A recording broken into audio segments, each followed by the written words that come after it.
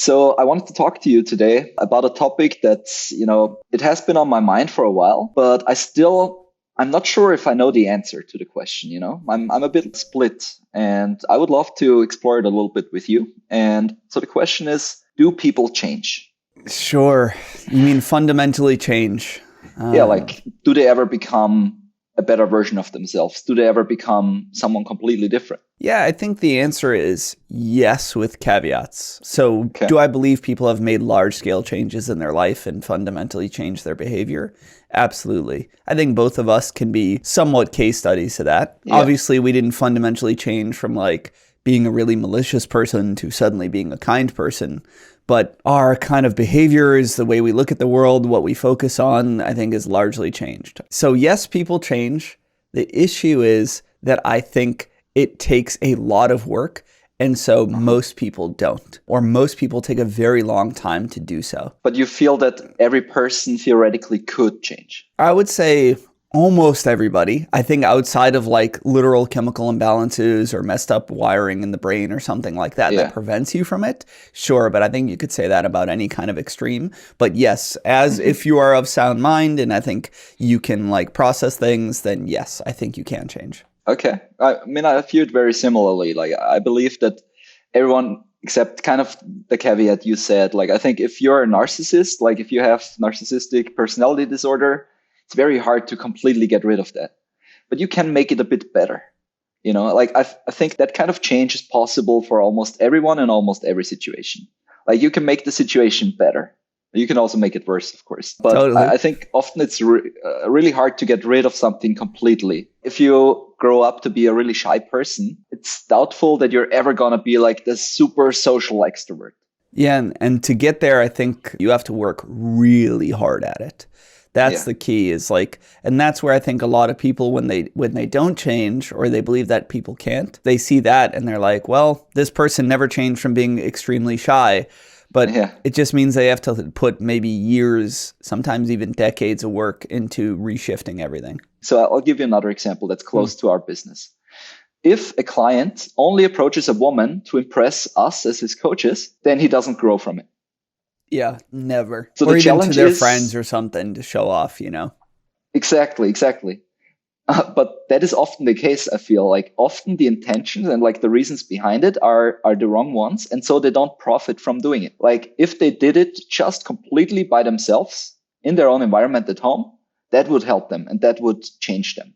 Yeah, I think there's probably two parts to that. One is like what you said is there's something to just being reliant on yourself. When you're alone and you have no one to turn to or deflect the pain or the discomfort or whatever, I think that forces you to change a little bit more, right? As opposed to you go out with buddies and you go talk to people and it goes awkward. You're like, whatever, guys, let's hang out. And you almost kind of, you deflect the feelings, right? Or just kind of disassociate. I think the other thing is that, like you said, the intention. I actually talked to a couple clients about this week, where I said, like, if you want to actually fundamentally make a change, I think you have to see the reasons bigger than thin. If you say, oh, I want to like be more confident talking to people, and the reason is to like appear cool to a couple of women at the bar or to like finally get a date, like, fine, that'll motivate you to do it. I don't think it motivates you to change. But I think when you place the measure on something more internal, like, I want to fundamentally be able to look at somebody and really show them who I am. And stop being so afraid to do that. Like, there's a shift of like, I want to make a change for myself. I want to respect myself more. I want to feel like I can appreciate the person I'm becoming. Then we actually make the change.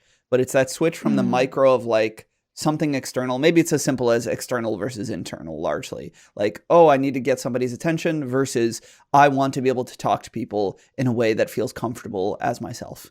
I do think it's important, whatever it is for changes or whatever, like even getting small changes along the way helps facilitate more change. And I think that's a big reason why people don't, is they try really hard too quickly. Somebody's like, oh, I want to get really confident and great with women and talk to tons of women. And then they try it and they go out and they try to go and have a few nights where they talk to endless people. It's too much. They give up and they tell themselves, I can't change. And we talk a lot about this, but I think incremental change compounds itself and leads to larger change and then leads to really huge fundamental changes. But you got to be patient with yourself. I I love how you framed this, and that got me to an idea that's kind of close to our method. I mean, to the viewers, like our business basically tries to help people make those difficult changes in their life, and we have a very specific method to help them do that. And I wanted to address that in regards to what you said a little bit, Yeah. because I often think that people make the mistake of they want to change real quickly, as you said, but then also they want to change something. Let's say they want to become more confident, but they're in an environment. Let's say they live at home with their parents, okay, and their Hmm. parents are really controlling.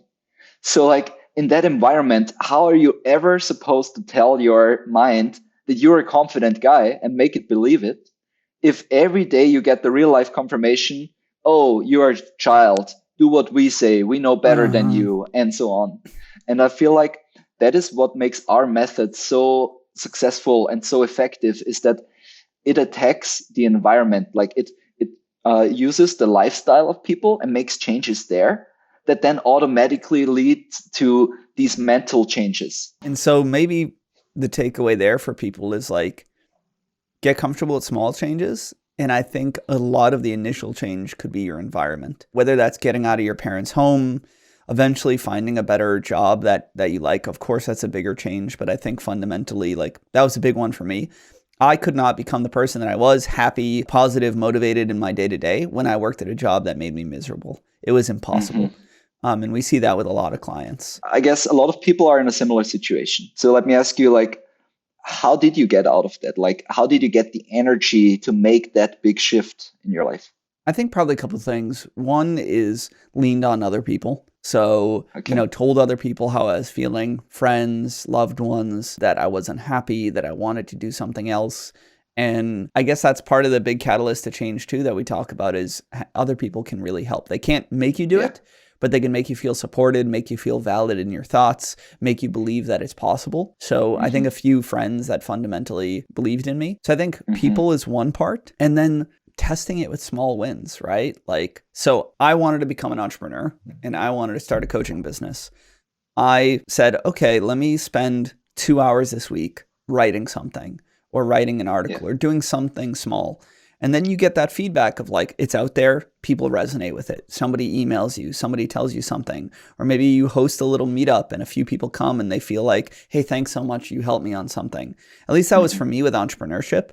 But like, I think it's tough if you have kids and responsibilities, but if you can spend a few hours to exploring other avenues, even if that's sending out resumes and getting a job interview and seeing that there is possibility out there, Yeah. or starting a business and seeing that people would want your product or service, like that can help a lot. Because otherwise you're like, well, if I leave this, what if I fail? What if there's nothing out there for me? There's that old saying, like, I think the best way to get a promotion or level up is to have another job offer in hand. um, not even necessarily for the specific job offer, but it puts you in that mindset and makes you feel like you can finally change. I think if you like, I Mm-hmm. know way too many people that hate their job, never do another interview, never send out their resumes. And like, if you feel like you have no prospects or no future, like, why are you going to leave that environment? But the people that I know that took a couple of days off to go to a Yeah. couple of interviews and saw that other people would value them, they were like, well, wait a sec, maybe I'm not trapped here. People can sense hunger and desperation for sure. And that is always the biggest turnoff, right? Is like somebody Mm-hmm. who's super desperate to be with us instead of like wanting to be with us for the right reasons. Yeah, totally. You're seeing it now. You see so many people leaving one job after a year or two and getting an offer for 10, 20% higher, right? Only because they were willing to see that abundance. And so I'm not saying it's easy if you got personal responsibilities and you have a family to like drop your job, but also fundamentally, I have a hard time accepting that if you work 40, 50, 60 hours a week, including travel, and you hate your job, like that's never going to Mm-hmm. make you fulfilled in life. Yeah, You have to absolutely. find a way out. You have to find a way out. Yeah. And that is a great point, because I think people always just think of how hard the change is, but they very Yeah. rarely think of how hard the status quo is going to be. There's always a consequence to inaction. There's always a consequence to not making the positive change. So I think that people always think everything's just going to be fine and as is right now if I don't make the change. But that's not true. If you don't make the change, it's not always going to get worse. But in a lot of cases, people are stuck in a situation that's just going to get worse and worse and worse until they find themselves in a situation that's almost unresolvable. The scope of how much just being miserable in your job, on the surface, it's like, oh, I have a shitty job and I can work and it'll be fine. Like, Yeah. you really don't understand how much it permeates into everything in your life. Yeah, totally. No one thinks that, oh, I'm unhappy in my job, so that could cost me my marriage. You know? That's exactly it, man. I don't understand how people don't make that connection of like, I hate my job that I spend 50 hours a week, going to and there. Like, oh, that's going to be fine for my family life. Like, it's not. It's really not. The way that really shattered my reality about this was only a few years ago. I've always thought like, oh, you can't be happy in a job, but it really didn't hit me because my dad, as you know, worked in an electronics company. Then they laid him off and he decided to start his own like Greek pizza and sub restaurant.